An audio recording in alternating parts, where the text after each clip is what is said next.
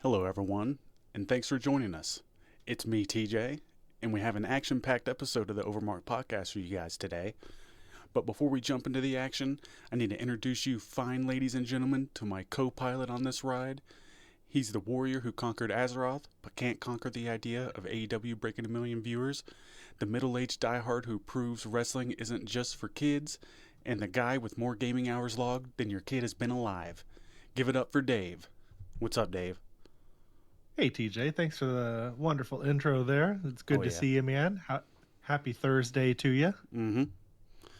I guess that's about the only thing that was happy about this Thursday, that we're getting close to Friday.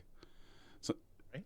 Yeah, it wasn't too bad of a work day, but it's more just like get me out of here, you know. Right. I'm sure. Gotta hurry up and get to that 5 o'clock. I get to leave earlier than that, so it's been nice. You know, that my last job was 5, but this one I can kind of leave between 3 and 3:30 usually, so it's been working out. It's not bad. Oh yeah, it sucks being in Mooresville. If you drive through there at 5, the traffic's just terrible. So getting out of there at 3:30, it's like a huge deal. But nobody wants to hear about our traffic. You having a good week besides that? Oh yeah, you know, it's a nice short work week. We got blasted through it. Today wasn't terribly busy, but it was all right, you know. Just a regular kind of Thursday, I think I'd say. Yeah, I feel the same. It's been kind of nice out compared to how it was, so we're getting a little bit of relief there. Yeah, you know, even down here, traditionally we've been like 93, stuff like that, and it's been like 87, 89, so it's down a few degrees. I mean, still gets hot if you're out in the sun and you're doing stuff, but it's not instantly oppressive as soon as you emerge from a air-conditioned building or vehicle. It was 82 here, but it was cloudy, so it's like it was awesome. I enjoyed it. Right, we take that. Yeah. Absolutely. But I guess something else that we're going to take here is what we're going to be talking about today, right? And that's going to be Raw from Labor Day, 9/01/25, and Dynamite from 2 days later, 9/03/25. And we got some news, and we got a little bit of a couple other segments besides news, some a push or pass, and then we're going to talk about our retro game of the month that we discussed at the last episode. But that being said, follow on our social medias at OverMark ENT. Give a like, subscribe, all that kind of stuff. We're not going to beat you down about it. Just we appreciate it if you do. And I'll jump into Raw if you want to do Dynamite, Dave. I'll stick you with that. Yeah, that sounds good. So we got WWE Raw, like we said, was on Labor Day, so it's the 1st of September. And they had an attendance of 2,300. At least that's what I could find. I couldn't find anything else. 23,000, you mean? Yeah, not 2,300. That was a big 2300. This wasn't an AEW event. This was a WWE event. They can get... No, I'm just kidding. Yeah. I shouldn't do that. Sorry about that. I had to get a drink real quick. But anyways, hell yeah. I was in the Paris La Défense Arena in Paris, France. And we're going to do a quick rundown here, you know, just where we talk about something, and then we just give a quick little response about what we think, and we move on. So moving on here, we got main event Jey Uso and LA Knight. And they accepted a tag team challenge from divisions Bronson Reed and Bron Breakker following the WWE Clash in Paris. Your typical little beginning promo at the show. It was good, though. I liked it. Anything with LA Knight and Jey Uso is usually pretty funny, and they were serious. Jey was kind of off, though. Yeah, I think that they're having him kind of act bummed or something because he didn't win the title, and that he keeps getting his ass whipped. Yeah, he's losing focus. It's so But that they're having him be kind of dejected and that sort of thing. we'll talk about a little bit of that at the end of this. Um, and then we had the Kabuki Warriors defeating Raquel Rodriguez and Roxanne Perez. It's just a match. and then, sorry, go ahead. I don't know. I do like all the gals in that match though. So it was just a match, but yeah. And then we got Finn Balor defeating Dragon Lee. I'm not crazy about Dragon Lee, and Finn Balor hasn't had too much direction lately. They haven't been having the backstage Judgment Day segments, I feel like, the past couple of weeks. But anyways, am I wrong about that? I don't think they've been on there. But this was a tight match. Everything looked good. I'm not sure. It was snug. They didn't miss anything. It was like what the guys in AEW kind of like a lot of them wish that they could pull off with some of these moves. Right. Uncle Dave would give this match 5 stars if it was on an AEW pay-per-view. Yeah. Got anything else to add? I mean, this was a really good match. Balor can work. Dragon Lee can work. I had come around a while ago on Dragon Lee, not like a super lot, but I think there was an episode of SmackDown that he was on. Wasn't he in a tag team on that or something? Anyway, I saw him do something good at some point, and I was like, oh, okay, this guy's better than I thought he was. And then that match proved it. It's not that I don't like him. It's just what are they doing with him? Yeah, they make us care about him. It's like what we talk about with AEW a lot. We need a reason to care. Yeah, they tried making him the next Rey Mysterio like 5 years ago or something. I don't think it worked out very well. But then we move on to Penta and the War Raiders defeating the New Day and Grayson Waller. Not much to talk about here. Man, the War Raiders kind of stink. Yeah. Well, I mean, imagine like literally, they probably stink. Well, probably not at the arena. They're showers. They're provided with the nicest facilities that these arenas have. Those are optional. And most of them are modern. I mean, if you want guys to be willing to work with you, I imagine showering is not optional these days. But it's cool to see Penta. I don't want to. It's weird that the War Raiders were his tag team partners. I feel like we haven't seen those guys for a while, and it's kind of strange that they brought them all the way out to France to have this be the only time that we see them.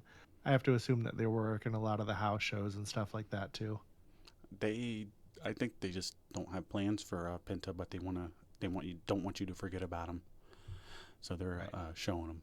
And then we got Dom Mysterio defeating AJ Styles in an Intercontinental Title match. This was a pretty good match. This was a pretty good match, and man, France loves AJ Styles. He's the most over guy there. He's the most over guy the whole tour so far. Literally, like nobody else on the entire show got the reaction. It was a straight 5 minutes of them just serenading him. It was awesome. Reigns didn't get that type of a reaction. He got them cheering for them for a while, or vice versa, but it wasn't at this noise. And there were less people at this one, I feel like, than the Reigns one. I could be wrong, but I've never heard a modern day crowd cheer for anybody as hard as they did him there. They weren't as loud for Cena. They weren't as loud for Punk. I mean, AJ was the man on Raw as far as that crowd was concerned. Why wouldn't they awesome. Like him? AJ is the man. I wonder why they love him. So it's not that I'm trying to discredit AJ. Maybe TNA was AJ. He's great. Maybe TNA was popular over there at the time. I hadn't considered that yet. That's a entirely good possibility. Might be something to look up. Was TNA popular in France back in the day? But we'll move on and talk about that if you find anything. But then Becky Lynch delivered multiple slaps to CM Punk, and Punk informed Lynch that Seth Rollins will regret cashing in on him and that the man will regret putting her hands on him. This was some good stuff. This was heat. Good classic heat. Becky's not 100% the best promo in the world, but she delivered the promo pretty well, in my opinion. She was slapping him. She was running him down. The crowd were booing her. It was some good stuff. We haven't saw work this good in a while, I feel. Yeah, from, not that she does a bad job and not that Punk does a bad job. It's just, this is something that fans can really sink their teeth into, I think. Absolutely.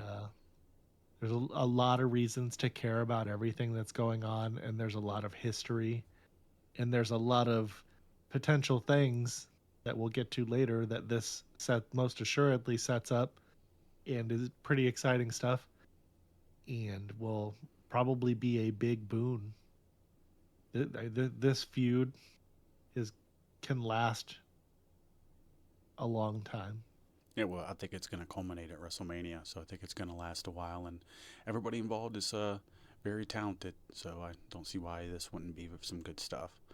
And then we got Bron Breakker and Bronson Reed defeating Jey Uso and LA Knight.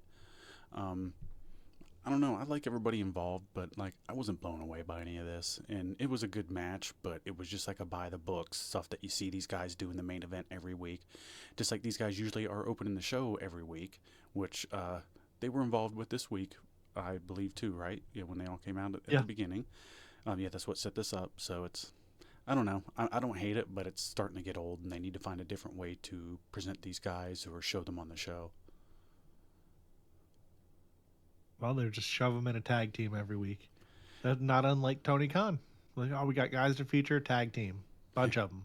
Oh, All-Star. We got an All-Star on Dynamite and Collision again this week. Funny enough. 100K. Hey, they're going to bring that back when the All-Star is played out. But oh yeah, my high point was Becky and CM Punk.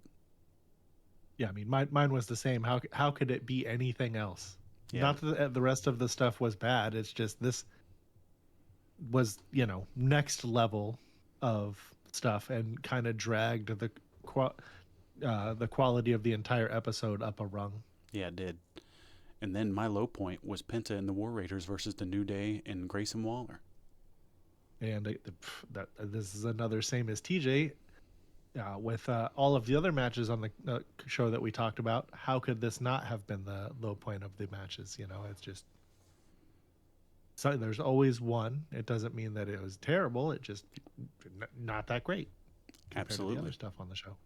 And I gave this a 5. I might be being a little bit harsh on this episode, but the highs brought it up, but it had some pretty big lows too. I gave it a 6, and it could be in part because of the crowd. And I don't know, I felt like pretty much all of the matches delivered, even the one that you and I said were the low points of the show. And how not good Raw and SmackDown have kind of been lately.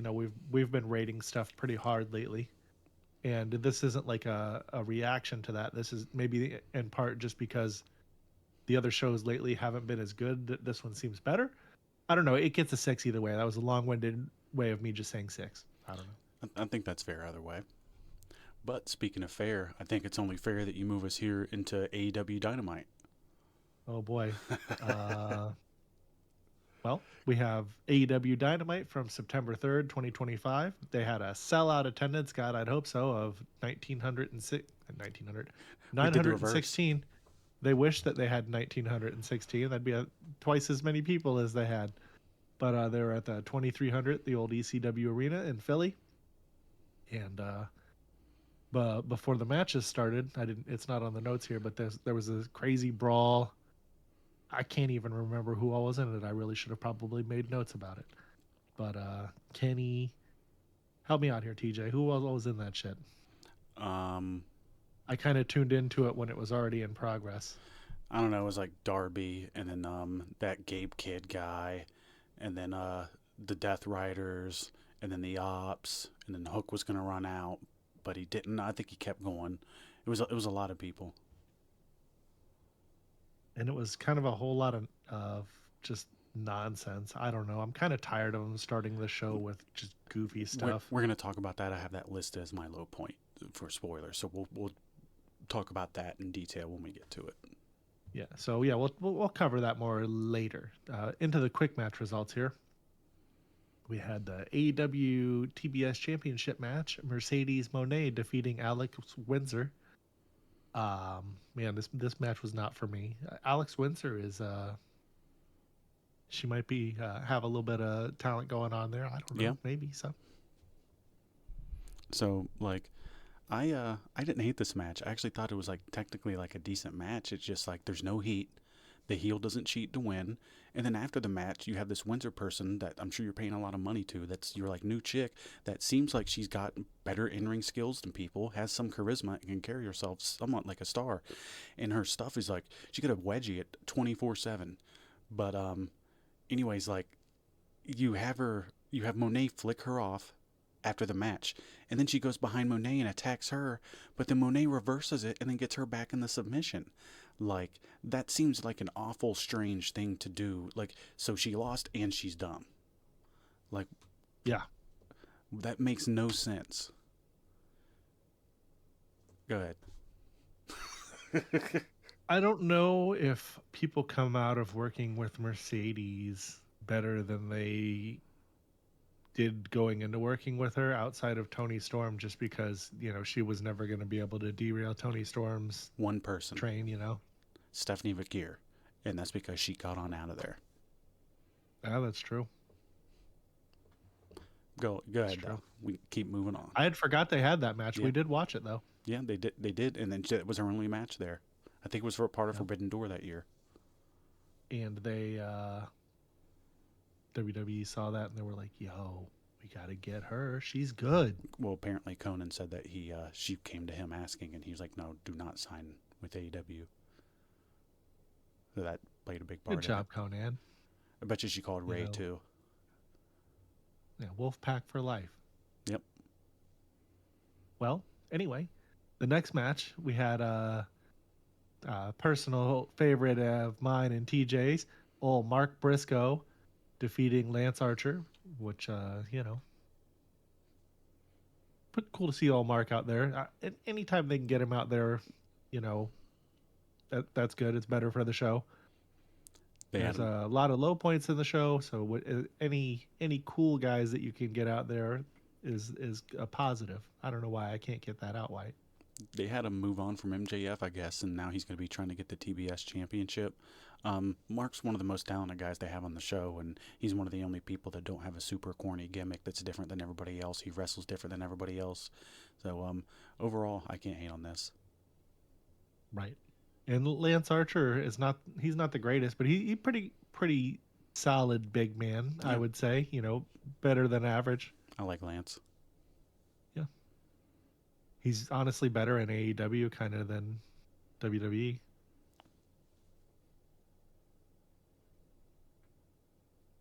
You're leading the day. Anyway.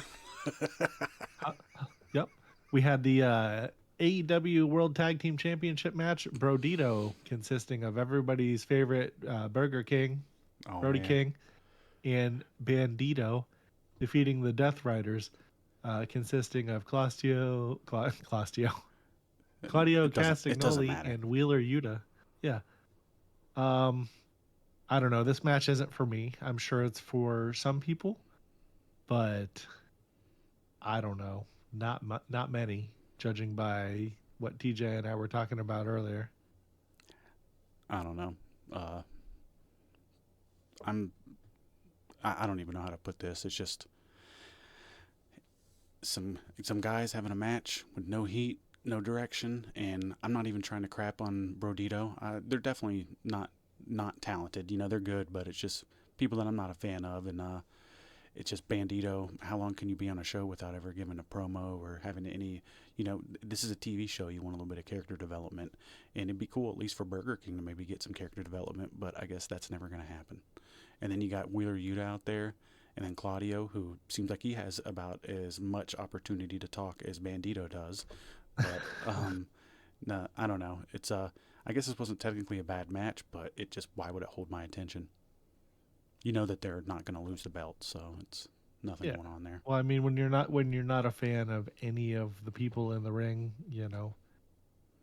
who was the referee for this match? I might like the referee better than the people wrestling in the match. I don't know. It wasn't Oregano. I know that. Oh, old Eddie. Most referees aren't. Nope. He's gonna be like the Lil Nate or Mike Chioda of this generation. Not too late. I think he already is. Wow. He might have even surpassed them already. He's that good. Yeah.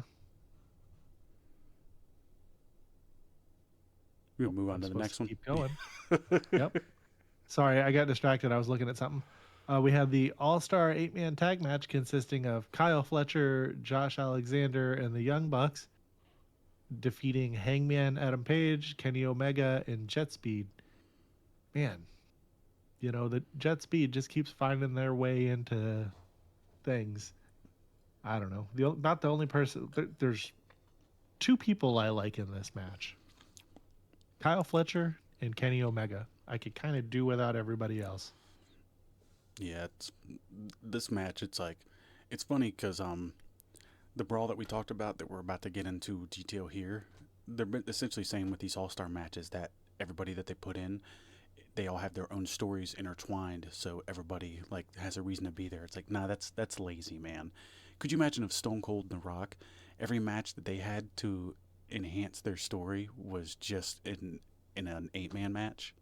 That's not how you build stars. That's not how anybody stands out, and it's just super lazy. Josh Alexander, I bet you he's loving being here because he doesn't have to do crap, and he's getting paid more money than he would in WWE.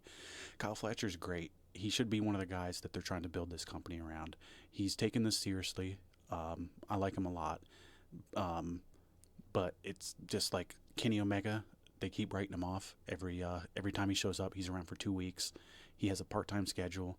It stinks because he's like one of the best guys on the show, I feel like, and he's like one of the only stars. Yeah. He's definitely one of the only stars they have. But I mean, you nailed it. JetSpeed are on every show that they have.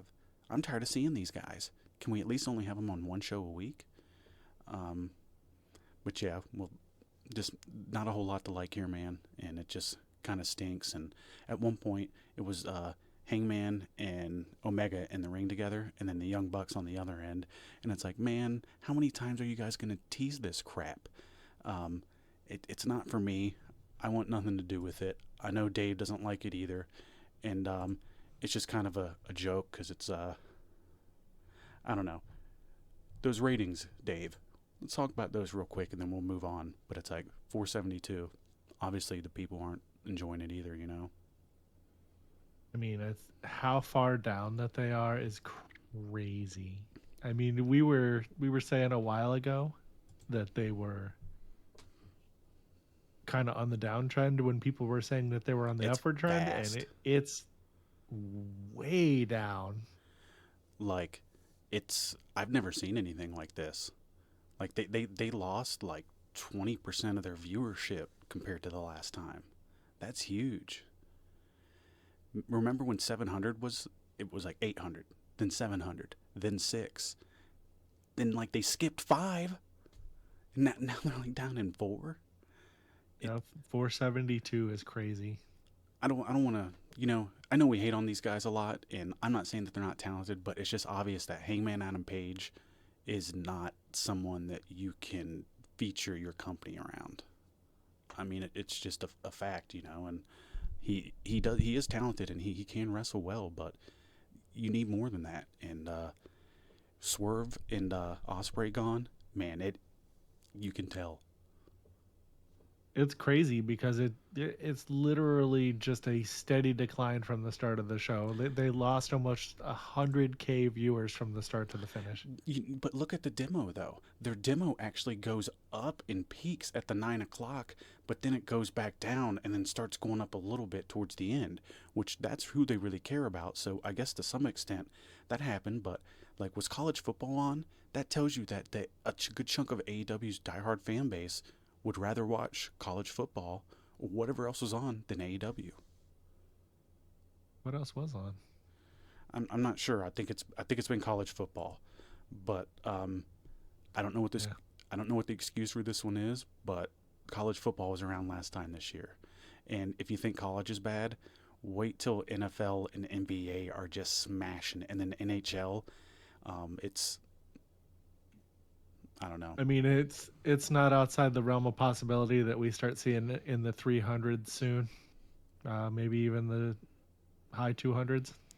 When you keep doing the same thing over and over again and expecting different results, I mean, that's the definition of insanity, right?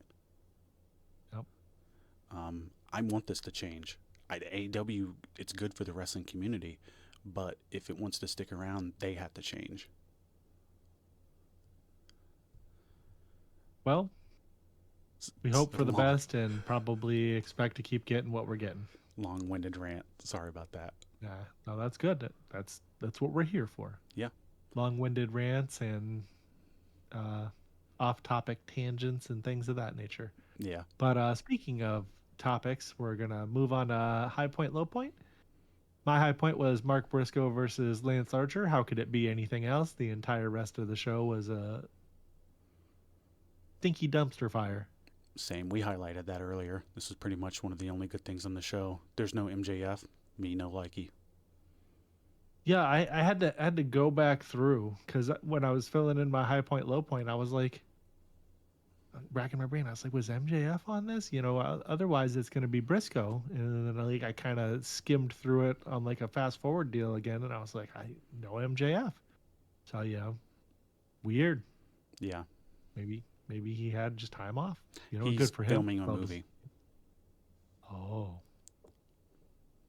Well, his gain is our loss. Yeah. Well, we'll talk about our low points now. Yeah, I couldn't pick one out. Pretty much the whole show outside of Briscoe. If I gun to my head and you're gonna kill me or one of my loved ones, I'd probably pick the Riho coming back. I mean, just all of this is not great. Thank God Briscoe was on the show. You have women on your show like Willow, like Sky Blue, like Julia, that could wrestle against her that are on the show, but instead you bring this, but like this is some big return. Like, what the fuck is that? Nobody wants to see this. And if they do, it's like 10,000 people, man. And again, this is reflected in like your ratings. It's like, oh, did you see that 85-pound? Sorry, it's not even about the size because AJ Lee's small too, but it's just like, have you seen this girl who has been on this brand here off and on for 6 years and hasn't learned a lick of English yet? It tells me you don't care about getting over with the audience. But that I kind of had forgotten that she was a thing. But here's my low point here. So it was the beginning brawl. I noted that this happens every week, and the shows are all the same. And they are. They are the same. Brawl, or a match that ends in a brawl, or has a post-fight, or pre-fight, then match at the beginning, then as some all-star tag or money match, then maybe a couple good promos like an MJF or Mark Briscoe, maybe like a match with Kyle Fletcher that you might enjoy. Then there'll be some random tag, and then it'll be a women's match. Most of the time, a tag match, or 3 or 4, or trios, or an 8-person. And then it's the main event, usually against people that aren't main event caliber. And they're getting beat down after the end of that match too. So it's like the show starts and ends the same way, and it's like, I gave this a 2, you did too. Why? It's just give us a reason to care, It's funny, ironic that we gave it a 2 because, oh man, that's definitely what the show was. Yeah, it was a big number too, if that's what you're trying to yes, sir. Excuse me, hint at there. But let's move on from AEW, and let's talk about a little bit of news here. Maybe we'll enjoy the news a little bit more. And I got news for you. All right. Oh wow! Yeah, that's us being excited about moving on. So we're gonna start with this championship match here. Everybody already knows, but we're gonna talk about it. So it's IYO SKY versus Stephanie Vaquer championship match set for Wrestlepalooza. All right. So we got a big update for Wrestlepalooza. We now know who's fighting for the vacant Women's World Championship. It's Stephanie Vaquer versus IYO SKY. Yeah, Adam Pearce made it official on Raw September 20th at the Gainsbridge Fieldhouse in Indianapolis. And by the way, that's WWE's first ever PLE on ESPN, so no pressure, right? Yeah, exactly. No big deal. Just debuting on a whole new network with a title match on the line. Of course, the reason the title's vacant is Naomi. She had to give it up because she's pregnant. Congrats to her. Not the way anyone planned, but it opened the door for Vaquer and Sky. Yeah, right. Vaquer earned her spot after that big Battle Royal win in Evolution, and Sky was already in the mix for a title shot. So instead of the 2 people waiting in line, they just threw them both in the cage together. Simple solution. And honestly, not a bad one. Vaquer's been getting a lot of buzz since she came in, and Sky is, she's Sky. They toss her in all these matches all the time. She's over, so I don't think it hurts. So you put them in the ring, you're guaranteed a good match. Plus, with it being the first ESPN show, you know they're going to want a big moment. And then Exactly. We fucked it up. It's okay. September 20th, Wrestlepalooza ESPN Women's World Championship. Sky versus Vaquer. Somebody's leaving Indy with gold and hopefully a highlight reel finish for the new network. So what do you think about this one? Vaquer versus Io for the title. Do you like the matchup? I do, honestly. Io is one of the most consistent performers WWE has, and Vaquer has been on fire since she showed up. She's a personal favorite of mine. If you're going to crown a new champ, these are the two that make sense. Yeah, Vaquer's been, rising pretty quick. It feels like WWE is trying to make her star here. And if she wins at Wrestlepalooza, it's a huge spotlight moment. The first ESPN show, brand new champ. It's kind of like instant credibility and a fresh new start and the new platform. Yeah, right. But at the same time, Sky has already proven, and if they want someone solid to carry the belt into the ESPN era, she's a safe pick. Either way, it doesn't feel like a throwaway. It's actually kind of a win-win. I think it's good timing, too. Naomi stepping away, it could have left a huge gap, I guess, but instead it actually created a big-time match. I would rather have this match than the Naomi one, no offense. It feels like way bigger. It feels important instead of just a plug-in replacement. Exactly. And WrestlePalooza is going to need those moments. It's their first PLE on ESPN. They can't afford it dud. So whoever wins this, they're walking out as the face of the division, at least for a while. All right, so early predictions. Who you got, Vaquer or Sky? Well, I'm leaning for Vaquer. This feels like WWE wants a crowning moment for her. I guess, to go opposite of you, I'll stick with Sky. She's too good not to have the title on that first ESPN show, and plus she could carry it until plans change down the line. Fair, either way. It's one of the matches that I'm actually circling on the card that could steal the show. All right, so we'll point out a couple little facts about the chicks here. So it's going to be Stephanie versus Sky, and it's for the vacant championship at Wrestlepalooza, and that's going to be September 20th, 2025 at the Gainsbridge Fieldhouse in Indianapolis, and it's their first PLE like we talked about. Stephanie Vaquer, she's been all over the indie scene, and especially all over Mexico, but she's like a CMLL Women's World Champ. She's the CMLL Women's Tag Team Champ, CMLL Japanese Women's Champ. That's funny they have that. NJPW Strong Women's Champion, a AAA World Mixed Tag Team Champion, and a Rev Pro United British Women's Champion. So she's yet to hold gold in WWE, but well, I mean, she had that's both NXT. of the NXT Women's Championships at the same time. That's just something we forgot to mention on there. That's okay. Well, I'm talking about on the main roster, and you're right, that isn't on there. So Thanks for the correction. That's what we got each other's backs. But that's right. But yeah, she's yet to win any of the big ones. But I feel like that's going to change pretty soon. I feel like she would be a great. Either girl would do really good here, but I feel like Stephanie's like a fresh. People get excited about something new. So I really selfishly, I just as a fan, would like to see her win it. I don't know where they would go with it. I don't care from a storytelling point or anything. I'm just literally putting on my fan goggles here, and it's like, all right, cool, let's see Stephanie win. What are some IYO SKY's major accomplishments? Well, she's fairly established, and everybody already knows she's one of the best wrestlers in the world. We're not just gonna say women's wrestlers, just wrestler in general. She's had the women's WWE championship. She's had the WWE Tag Team Championship twice. She was NXT Women's Champion, NXT Tag Team Champion. She 2-time World of Stardom Champion. She had a Wonder of Stardom Championship once. Goddess of Stardom. Yeah, I can't talk. Goddess of Stardom Championship. Can't say Stardom and Championship together. You folks out there try to say Stardom and Championship together fast. What was that? 4 times in a row? This one won't be see easy. How it works out for you. We got one more. Artist of Stardom. I think I already said that actually 6 times.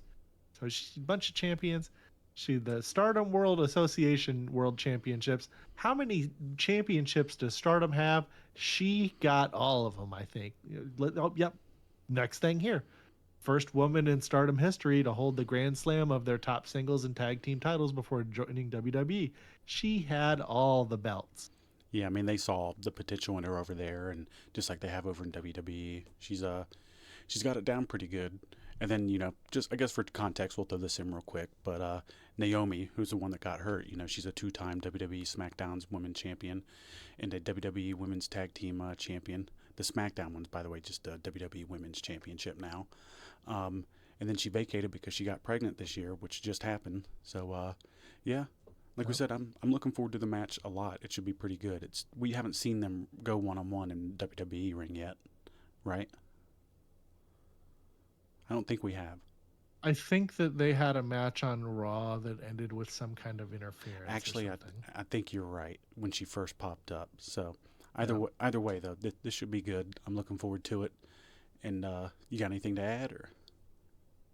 If it wasn't for some of the other big moments that are going to be on this card,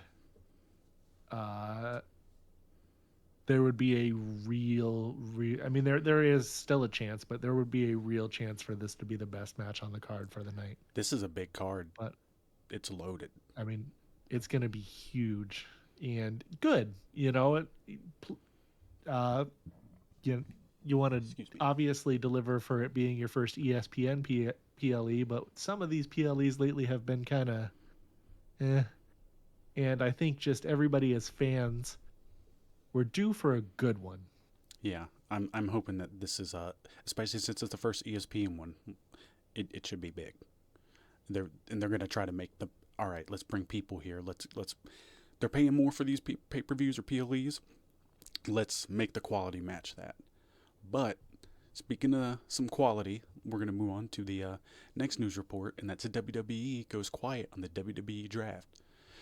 So we talked about this a little bit earlier today, and apparently the WWE draft isn't happening. Of course not. WWE hyping up the draft and then quietly forgetting about it is like me saying I'm starting keto tomorrow. Never going to happen. Oh, man, that's too bad. So Body Slam, who's reported this, and they say that the talk about it's gone quiet, which in WWE language means they realize that they'd rather just shovel people around like action figures and don't even make a big deal about it. Yeah, instead of a big spectacle, we get Sami Zayn randomly traded for LA Knight. No announcement, no graphics package, just boom, switcheroo. Yeah, that wasn't even a draft pick. That was just like two kids trading Lunchables. Like, I'll give you my Sami Zayn pizza pack for your LA Knight nachos. Honestly, the WWE should televise that. Forget the draft stage. Have Adam Pearce meet Nick Aldis in a parking lot like they're swapping Pokemon cards. What, and are we going to have the commentary having to act like it's some kind of like blockbuster move? Like, oh my God, Nick Aldis just pulled the holographic Sami Zayn card. But Pierce is countering with a slightly bent LA Knight rookie card, folks. What a trade. Oh, man, that one's worth some money, huh? I wonder if you can pull that in the packs that they been promoting a lot. But maybe. So here's some WWE draft key facts before we get into us talking about this a little bit. So the first draft, the original brand split, took place on March 25th, 2002, when Ric Flair and Vince McMahon drafted talents for Raw and SmackDown. That was a really big deal. Like, I will never forget that. And the purpose was the WWE used the drafts or the superstar shakeups, remember they were that for a little bit, to refresh the rosters and create new matchups and balance star power between Raw and SmackDown. Now, it got to the point to where it wasn't held every year. Sometimes it was. Sometimes they skipped it. And there was all these major stars that were drafted throughout the years, like John Cena, Brock Lesnar, The Rock, Roman Reigns, Seth Rollins, Charlotte. It's all the big ones all the time, and it just refreshed the shows, like we said. So, like a memorable one might include like Cena moving to Raw in 2005 and maybe like Batista to SmackDown that same year, kind of a trade to the two big guys. And then Roman Reigns staying on SmackDown in 2020 when everyone expected him to go to Raw. So the drafts have actually occasionally sometimes broken up tag teams too, like the Dudley Boys in 2002 and Heavy Machinery in 2020. Who was Heavy Machinery? You can't look at but I don't know. Yeah, I should have looked at that one better. But anyways, we got a So there was kind of like a lottery. So in some years, WWE used a lottery or a random draw gimmick instead of a straight boardroom draft. You remember when you Oh, remember when Eddie took Rick's number and switched it with him one year? Like Rick pulled his number and was like, "Yeah, woo!" And he was talking like, "I got the good number." And then Eddie like turned his back and switched it with him. But anyways, I think the most recent draft that we had was actually in 2023 with Raw and SmackDown making alternate picks across multiple nights. Um, and then in recent years, they've kind of had NXT involvement with NXT talent also being eligible, and they were leading in main roster call-ups like Indy Hartwell, Grayson Waller, and Zoe Starks in 2023. So the current status is that in 2025, the talks just kind of died out. Um, I guess they're just going to have quiet trades like Sami Zayn and LA Knight, like we said. It's just not too much really going on there. But mm. By the way, real quick before we move on, Heavy Machinery was a tag team that consisted of Otis and some guy, Tucker, oh, who I'm not familiar with. He's a retired professional wrestler. They don't know. They released him from his contract, it says here. so check it out. You want to go over any of these highlights that we got here? There's a couple good ones there, I think. Yeah, sure. We got Cena drafted twice in one night in 2005. He was drafted to Raw and then later back to SmackDown in the same show. That's funny. Fans were confused. Commentators were confused. It was like WWE forgot how drafts work. Yeah, I do remember that. That was kind of goofy. Yeah. The Dudley Boys split in 2002. Bubba Ray and Devon were drafted to different shows, breaking up one of the greatest tag teams of all time. Fans booed hard. Basically, WWE had to undo it later. Yeah, I mean, this is one of those things. It's like if it ain't broke, don't fix it. You don't. That was just they love to break up tag teams, and you just We got Dudley more of Boys that are here. not one of those. Yeah. And then we got Matt Hardy and Lita in 2004, right in the middle of the real life Matt, Edge, and Lita drama. Matt got drafted one way. Basically, WWE poured gasoline on a fire for storyline fuel. Goofy, but yeah, there was a lot of stuff going on there. The Heath And Slater then one, though. yeah, That was everyone got funny. drafted except for Heath Slater. You remember that? He kept trying to get hired. Yeah, he kept turning begging for a contract. I got kids became his catchphrase. You remember the He should Brock have had a thing? shirt that said that. Brock Huh? was like, "I don't give a fuck about your kids," Oh wow. and like threw the mic at him. And then I think he F5'd him afterwards. Oh yeah. Yeah, that was funny. Brock rules. Yeah, and then the APA Then we got one. I remember that. yep, they got split. Why don't you tell us about these next few? I'm sorry. No, you're good. I was just jumping ahead of you. But no, the APA one, that was, I remember that one. They were not happy about that at all. No. And then That was not too long after that Baruch was gone and yeah, Bradshaw would become JBL. yeah, and then they had the GMs fighting over picks like Teddy Long, and Eric Bischoff wanting Kurt Angle, Stephanie McMahon, she did it too. But yeah, the random lottery era, which we talked about earlier, was 2004 to 2007. It was basically like a random computer generator or a slot machine. The computer generator was the when they had the GM, the anonymous one running the show. And then you remember Brock Lesnar was ineligible for drafts. He would show up on both shows whenever he wanted. Yep. Yeah, that. It was like the Brock rule or something. Yeah, but I kind of like the drafts. It always made the show feel like a big deal, and it was just like, it was just different. It shook it up. The shows are always like somewhat the same, so it was nice to see how the shows would change and who would be going to what show. Did you like them? Yeah. But yeah, it felt I was younger then, so things were still more exciting to me than what they are now. But yeah, exciting is the word that I'll use for it. And I remember the girl that I was with at the time, her and I would watch wrestling every week together, and she was always really excited for the draft too.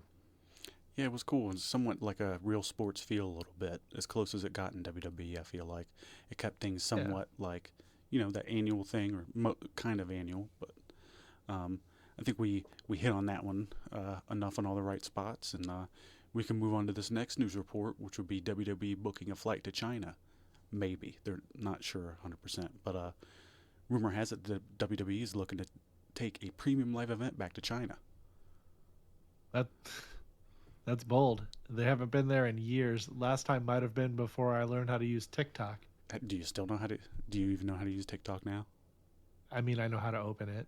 Well, I guess that means you know how to use it. That's about the max I've done. Then I've closed it. But yeah. So since 2019, so yeah, they haven't been there since 2019, and now they're like, hey, let's dust off those passports and hope the fans didn't forget us. Knowing WWE, they'll call it the Great Wall Bash or something. Just slap a landmark in the name, and they'll call it branding. Exactly. You know, we've had Cash at the Castle, Bash in Berlin. What's next? Money on the Great Wall. Imagine the commentary. Roman Reigns is stacking them up 5,000 miles long. Oh no, they'd have to adjust the time zones though. Like Americans fans are going to be complaining, why is WrestleMania starting at breakfast? I think it might be earlier than that. Right? Honestly, it's not a bad idea. The crowd would be massive, and WWE loves saying first ever more than I love free pizza, and I really love free pizza. Who doesn't? I'll beat somebody up for free pizza if it like means they're going to take it from me. But they'll hype it for months, right? It's going to be like historic, monumental, a global event. Meanwhile, fans at home are like, cool, it's still on Peacock, right? Nope. So you want to run us down this and I'll pick up about halfway? Yeah. So the report source here is Fightful Select reported that WWE executives are pushing to bring a PLE back to China, possibly in Hong Kong. The last shows that they had in China, it looks like they ran live events in Shanghai and Shenzhen between 2016 and 2019. The last time WWE was in China at all was 2019, before the pandemic. They had a house show in Hong Kong held way back in '94. There have been no prior PLEs. WWE has never run a PLE in China, only live shows and house shows. The international expansion trend, as we all know, 2022 to 2025, WWE has expanded with PLEs in Cardiff, Puerto Rico, France, Germany, and Australia. China would mark another big new market. China is seen as a huge untapped fan base. Expanding there could drive ticket sales, streaming viewership, and brand growth. No date or event has been announced. It's currently in the discussion phase, not confirmed. So this will probably end up happening, and it makes sense that they love to go to these places, and China is a place with money, So so makes sense. I could be wrong. I'm not an expert on this, but it's funny that it says that they could expand ticket sales and streaming viewership and brand growth. Maybe the tickets, but if there's one thing that Chinese people are known for, it's pirating, creating knockoffs of stuff, and just straight ripping stuff off with no shame. So Yeah. they might create a whole new streaming fan base who will watch their shows if they go there in person, but I don't think anybody's buying ESPN over there for $30 or whatever it is. There's no way they're doing that. We'll see. A lot of those foreign markets, they actually put it on the sports packages that they already have, so they'll piggyback off that. You know, it was like Sky Sports over there in the UK, which is still a thing, and I think UFC piggybacks off them or did for a while. But I mean, could you imagine them going to China? I'm sure they have arenas over there with like 100,000 people, easily. And here's the thing: if who's the guy that's the president over there? If he wants those people to go, it's as simple as being like, you people better fill that out, or we're gonna have a problem. You know, they're all communist over there, Yeah, that's true. so I'm sure they'll do great if they go over there. We'll see. I just can't imagine how the Chinese crowd would like chant. They're not gonna be like F you McIntyre. Like, what are they gonna do? Just be like, yeah. I don't know. It's just Chinese people are polite. You know, it's how the Japanese. You remember Pride? How their fans used to Yeah. be. Is that how the Very Chinese? quiet. Yeah. Is that how the Chinese crowd's gonna be? Not sure. Yeah, just for argument's sake, I was looking up the WCW New Japan, the Collision in Korea, and that had 315,000 people over 2 nights. So the first night was 150,000, and the second Whoa. night was 165. If the price is right, they could max that out both nights. Yeah, I mean they could probably figure out a way to beat that, because I'm pretty sure that's still the biggest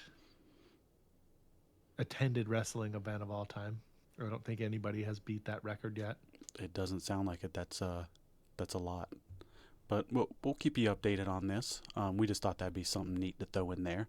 You know, it's kind of like the world paused a little bit after COVID, and when it resumed, some things kind of broke away that maybe it would have been the norm or something that you were doing before, and your focus have kind of changed on maybe more immediate things. But that being said, we're going to move on to our next news report, and that's AJ Lee and CM Punk versus Becky and Seth at Wrestlepalooza. So, you remember back in episode 53 when we were talking about AJ Lee? It already felt pretty likely that she was coming back, but nothing had been nailed down yet. Yeah, exactly. We weren't just throwing darts at the wall, but all signs were pointing that way. But there wasn't anything official to hang our hat on.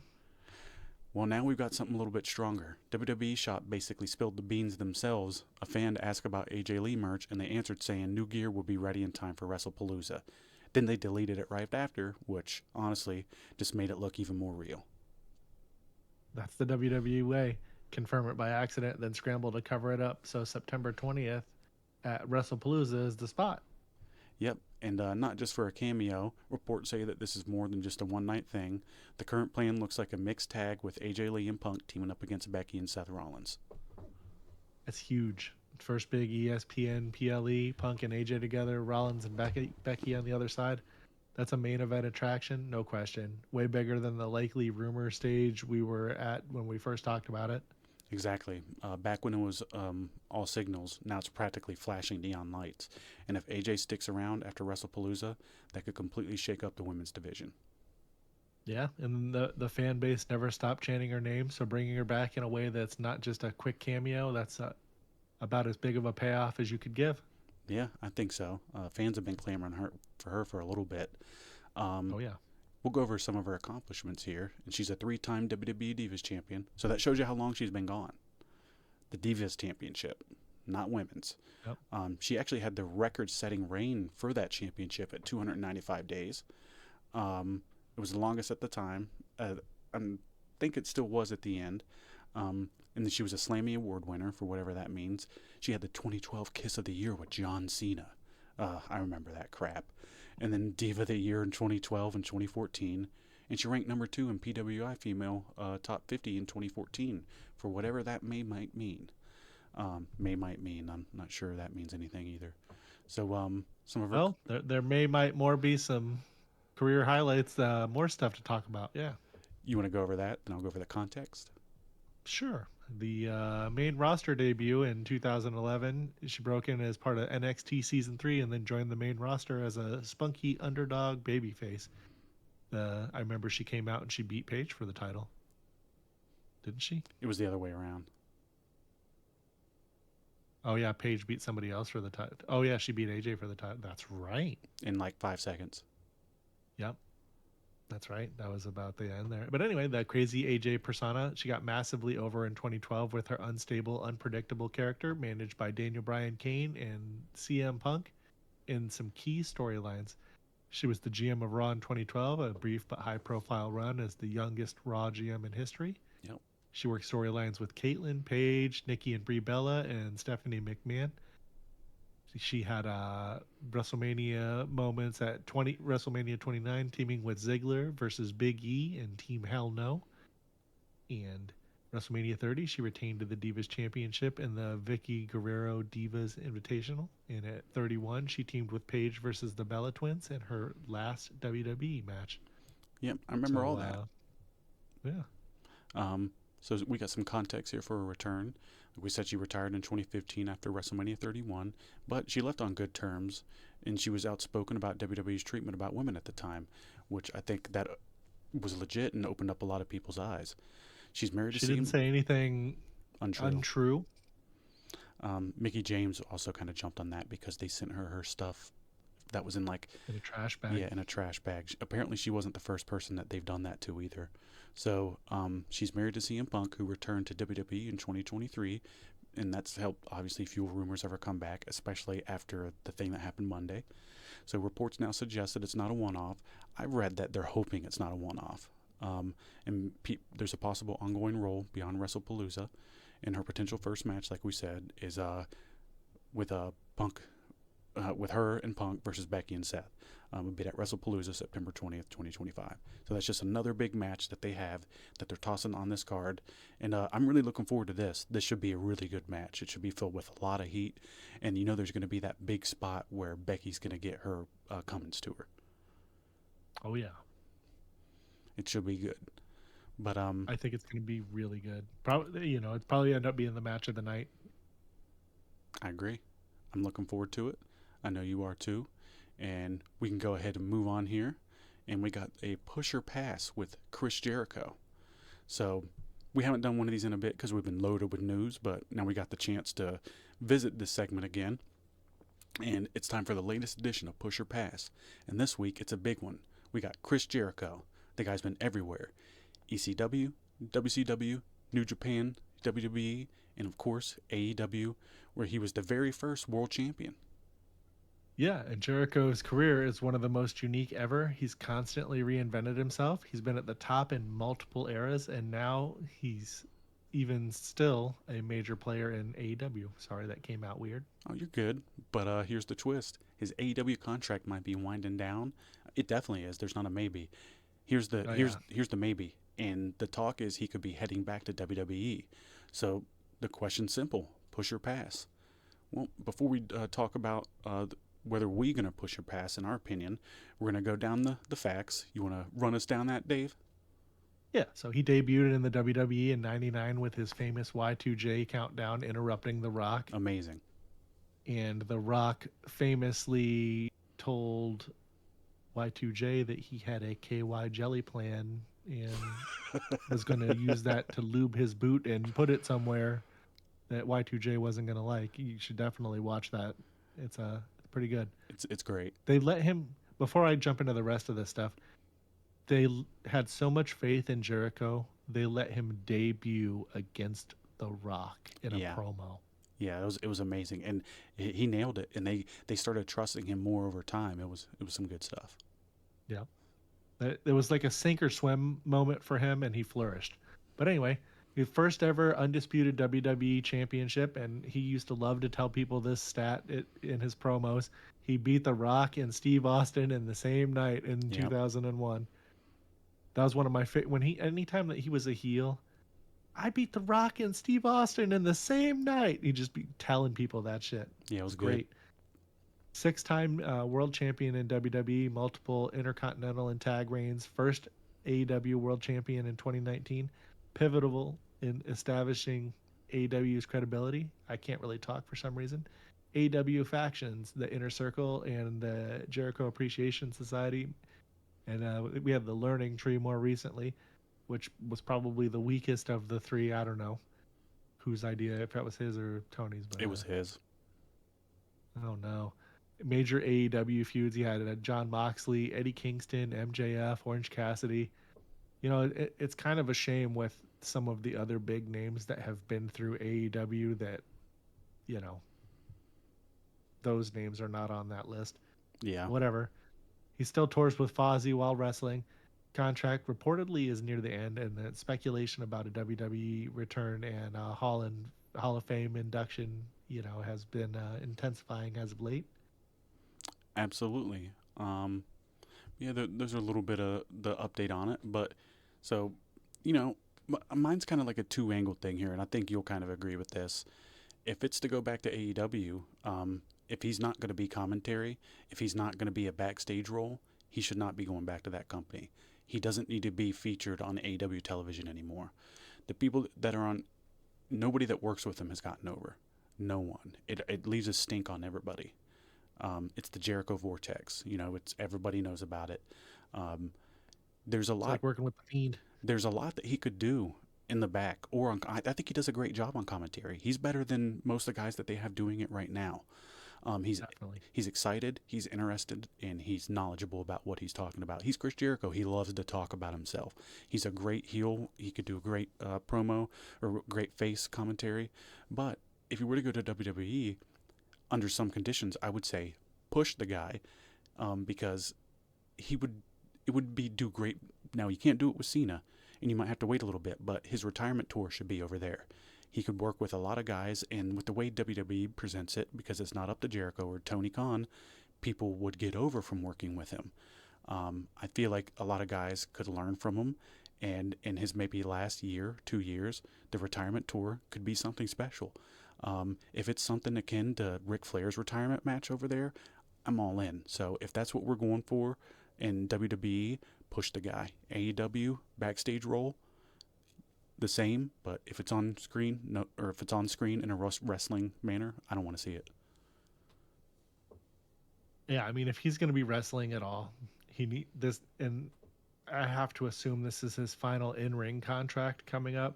He needs to finish up in WWE, go through the Hall of Fame and all that stuff. I mean, there's a lot of money to be made and a lot of stuff he could do there. I mean, he could opt to stay in AEW and take on more of a backstage role and stuff like that. But I just, if he's fishing for legacy points, you know, and I mean, AEW could pay him more money than WWE could be willing to. I mean, They will. That's a reality. 100%. Tony Khan will back that Brinks truck right up to his house. If it's just about money, he'll be back in AEW. I would say push if he does WWE, and I you know, like you were saying, pass on the AEW unless he's just going to be like doing some backstage. You know, he's like Christopher Daniels now or something. Maybe we'll see him come out sometimes, but he's not really doing anything. Backstage. He has been great at reinventing himself, and it looks like he's in shape right now from what I've seen on Twitter, but that can go away within a couple weeks with him. He's like Oprah. He blows up and thins very fast. But Jericho's forgotten more about... I know he's older. He's just getting old. Yeah, but Jericho's forgot more about wrestling than most of somebody like Braun Breaker has ever learned, and I think it just... there's a lot of stuff to do there, and I'd be excited to see him go back because his style is a WWE style. It just is. He's a sports entertainer. That gimmick that he was doing over there, it's legit what he is, and I think it would be good for everybody. I think it would be good for WWE, and that being said, we can go ahead and wrap up our Push or Pass segment. Thank you guys for listening, and we're going to go ahead and move on to our next segment here, which is going to be our Retro Game of the Month, which is going to be Chrono Cross. So last month we kicked things off in our very first Retro Game of the Month with Chrono Trigger. It's one of the greatest RPGs of all time. It's one of mine and yours favorite games of all time, and we figured why not keep this thing going with this month with the follow-up Chrono Cross. Yeah, and I'll say right away, Chrono Cross is a very different beast. Same universe, same DNA, but the tone and style are way different. Totally. Trigger was this colorful, fun time-traveling adventure, while Cross throws you into like alternate dimensions and existential dread, and it's just a lot heavier of a game. Yeah, and you can tell it's a PlayStation game. Square really went all in with those pre-rendered backgrounds and the cutscenes. For its time, it looks amazing. Yeah, and what blew me away even back then was the battle system. I don't know if it blew me away, but they ditched the old ATB and it's like the auto attack system and all that stuff that they put in there, and went with the stamina and the element grid system. It's weird at first, but once you get it flows pretty good in a different way. Yeah, it's almost like building combos with stamina points, and instead of magic points, you have the whole element system. Kind of like spells slotted in per character. Speaking of characters, you can recruit over 40 party members. You know, at first that sounds awesome until you realize that half of them barely get any story. And it's just like you can use all those different characters and they say the same stuff. Exactly. Point. It's like cool variety. But I think a lot of players felt the trade-off. You lose some of that character depth you had with the trigger cast. Absolutely. But you go to 7 to 40, it's obviously going to happen. But still, like, the soundtrack, it's one of the best ever. Matsuda just killed it. That opening theme alone's, iconic. Oh, yeah. If Trigger's soundtrack is all-time great, Cross is right up there with it, just in a different mood, more melancholy, more atmospheric. And it was CD quality, too, so that obviously is going to lead you to a higher quality. They weren't working a lot with the Super Nintendo, and the fact that they got those songs with the way they did on the Super Nintendo it's like a miracle. It's genius. It's very good. Soundtrack. I love it. Some of my favorite themes are on Chrono Trigger. Same with Cross. But I remember feeling like the tropical vibe, the islands, the sea. It gave the game like kind of unique aesthetic compared to other RPGs of that time.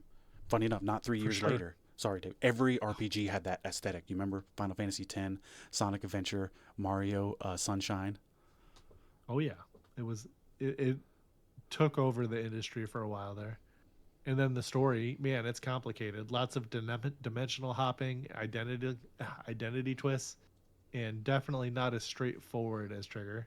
Not at all. It's divisive.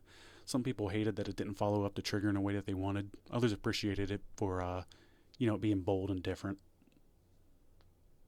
And I think that's why even today with the remaster, you see people reevaluating it. Some are like, wait, this is actually a masterpiece, while others still go, nah, it's not Trigger. Either way, it's worth experiencing. If you love RPGs and missed it back then, the remaster makes it pretty easy to play now. And it's $9. CD Keys, sponsor Right. us. CDKeys.com. $9. I'm just checking real fast to make sure it's still. I think still it is. $9. Still $9. Hell yeah! I'm gonna get that tomorrow. We're gonna start playing it this weekend. But even if you don't put it above Trigger, it's still one of the most ambitious and unique RPGs of its era. Yeah, and so that's our retro game of the month, Chrono Cross. It's a heavy story, a crazy cast, and a brilliant music, and it's got a divisive legacy. Yep. Next month we'll pick another classic, but for now, dust off your old PS1 or grab the remaster and give Chrono Cross a shot. And again, like he was saying, cdkeys.com. It's loaded.com now, but you could still type in cdkeys.com and just type Chrono Cross into the little search thing. It's on sale there right now, 59% off, $8.89. It's and you just put your little game code in there on Steam. Boom. And how I was telling you, this isn't going to be a long game playthrough if you don't want it to be. You can turn the random battles off. You can they have a fast forward option. So like if you just want to fly through the game and the music doesn't get fast forwarded, so you still get to enjoy the music as you fast forward through stuff. So it's like pretty cool, and the backgrounds look better. The characters are HD now and crisp and anti-aliasing, so they did a great job. If you haven't tried it, we obviously we'll talk about that in a minute. Though we're going to go over some facts and then we'll talk about it a little bit before we sign off here. So the release date was November 18th, 1999. And November back in the day was always the best because all the good games came out in November. Yep. Which was great for me because my birthday's in November. I'd be like, I want this game for my which day's birthday, yours? so then I could double up. Huh? Which day? The 11th. Mine's the 24th. Hell yeah. But close to Thanksgiving. Yeah. Well, I was born on Thanksgiving. I think. Oh shit. I think it's like 7 years off though. It's always random because Thanksgiving's a different day every year. It's the last Thursday. Right. But anyways, November 18th, 99 in Japan, and it came out August 15th in 2000 in North America. That's kind of nuts. 2000. It took them almost a year to translate it and port it over. It was a complicated story. Sometimes there's stuff that they change because it doesn't match cultures. There's no equivalent. Right. So they got to kind of figure out how to make that work, and sometimes it leads to wonky things in some of these games. But I think they had kind of hammered that out by then, mostly. So it launched for the PlayStation and was later remastered for modern consoles, PC in 2022, as Chrono Cross: The Radical Dreamers Edition, which is funny because Radical Dreamers is a separate game that came out before Chrono Cross. And it was like it's kind of a different story. It's not the same as Chrono Cross, but it has the same characters. And that's actually in this remaster too. And there's never been an English translation of Radical Dreamers until this came out, an official one. So you kind of get like the double whammy of a game that we never had access to. So that is cool. Yeah. So the developer and publisher, Square, who's now Square Enix, and the director team, which Masato Kato, director and writer, and Hiromochi Tanaka, who was the producer. We got the musical composer, Yasunori Matsuda. He also did Trigger, which the guy obviously does a great job. Yep. We love this guy's music and video games. And, it changed how we said the MP system with stamina and an element grid. Players build combos by managing their stamina points and then use elementals, which are kind of like MP, but not really. They had over 45 recurrable characters. It was one of the largest casts in RPG history. And the story premise, which focuses on Surge, who discovers an ultimate dimension and confronts themes of fate, identity, and existence, somewhat similar to Chrono Trigger. And the connection that it had was that it took place in the same universe, and it's got storyline references, Trigger's events, and characters, notably Luca, Scala, and Lavos. It has more than that, but it's a complicated story, and I feel like for you to really grasp it, you have to probably play it more than once. Well, plus we don't want to spoil it for we're not. anybody either. We're not. I'm just saying when you play this, and if it's your first time and you've already done Trigger and you're jumping into Cross, like you might not get it at first, but they're heavily tied in. So the reception at release, IGN gave it a 9.7 out of 10, and they praised its visuals and the soundtrack, and Famitsu gave it a 36 out of 40. I think on IGN it was like the highest rated game that they had for a long time. It still might be their highest rated. But fans were divided due to the lack of direct continuation from Chrono Trigger, which I think is a cop-out because there is multiple direct links, and we'll talk about that at the end of the month. But it's considered one of the best JRPGs on the PS1, and the soundtrack remains highly acclaimed no matter who you are, even if you didn't like the game. And some of the soundtracks, if you want to listen to them, were Scars of Time, Another Termina, and Chronomatic. But when did you first play this game, Dave? Well, I played it when it came out. I was a senior in high school. Let's see. My friend Lance, he and I played the shit out of this game. And I was one of those people that I didn't like it as much as Trigger. I didn't like hate it or think that it wasn't good, but I liked the first one better. I haven't really played through it again since then. You know how like you'll circle back and replay games that you played back in the day. We both do that a lot. This was one that I never circled back to. So this will be cool. I haven't played this in like almost 24 years. It's been a while. It has been a while. I didn't play it when it first came out at launch. I got a PS1 after the PS2 came out, and this was one of the first games I got for it. Oh yeah. So I got it on the cheap. I remember seeing it up at GameStop. It was on their little it was on the greatest hits version, and I saw it on there, and I think I got it for like $15. Picked that thing up, went home, and I played it pretty much till I beat it. Once I got it, it was an amazing game. Got your $15 worth of enjoyment out of that thing, didn't you? Well, I would be staying up till like 2-3 a.m. In like 8th grade and stuff, or however old I was when I played this, and just focusing on stuff that I shouldn't have been, but it was definitely worth it. If you like JRPGs and you ever skirted around the idea of playing this, I definitely do it. It's got an amazing story. I don't think the combat's as good as Trigger, but Trigger's like the best combat in any JRPG ever, in my opinion. It just nailed it down and it flows amazingly. One of the differences is they don't have like the triple in the dual text, but you know what's funny? They actually do have some in the game. They're very hard to get. They do have X-Strike with Surge and Glenn. You can get that in the game. Most people don't know that. Oh, nice. Yeah, they have a whole bunch of summons too, like the Frog King that smashes down. That's in the game. They have a couple different of the same moves, but they're really hard to get, but they're really powerful. But yeah, we'll break this down at the end of the month. We don't really want to ruin anything for anybody if they're going to be playing this, but definitely check this out. It's cheap, it's easy to play, and it runs better than ever. Yep, I'm going to be buying it right after this show's over. I'm probably going to play it a little bit afterwards because I played Chrono Trigger. Go ahead. I'm going to send you the link, and for everybody, we'll have it in our description for the video. Sounds good. So anybody that's inclined, they could go get it without having to think. They can just click and buy. And you can trust Loaded or CD keys. That's where I buy most of my games these days. It's never gotten ripped off once, and the longest I've had to wait for a key is 2 minutes. Well, I mean, you can pay with your credit card. You can pay with PayPal. Dispute. Just use if you ever feel unsafe online, pay with PayPal. it's literally impossible to get screwed unless you wait to file your claim after like the 20 days. And it's like, nobody's going to wait 20 days of not getting their stuff before they're like, hey, yeah, give me my money back, you know? Absolutely. But yeah, It's reputable. JRPGs aren't really made the way they used to be. So like, if you really want to like expand on your playing these type genre games, you have to go back. PS1, PS2, they were the golden days.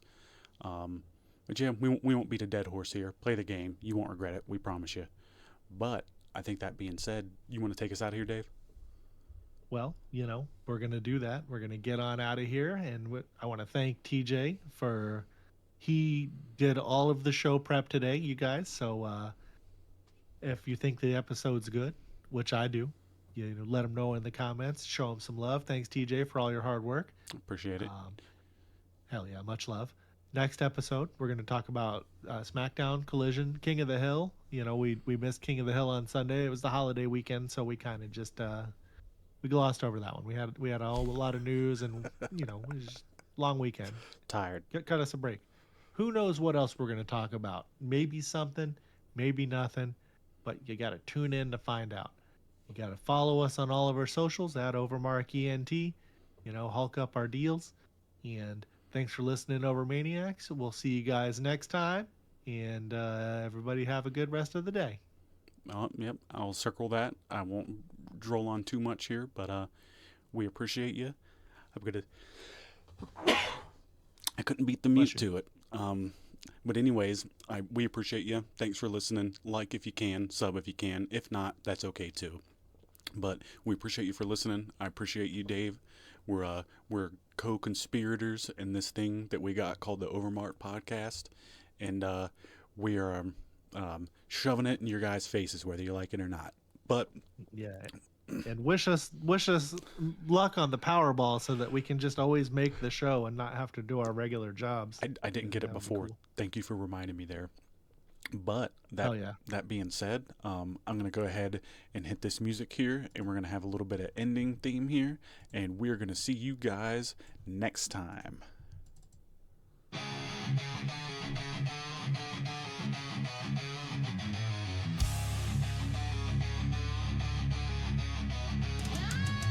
TJ's yelling at a gift, Dave's eating crab. We skipped our bills to watch Raw live and ranked 800 wrestlers just to survive. Our muscles are fake.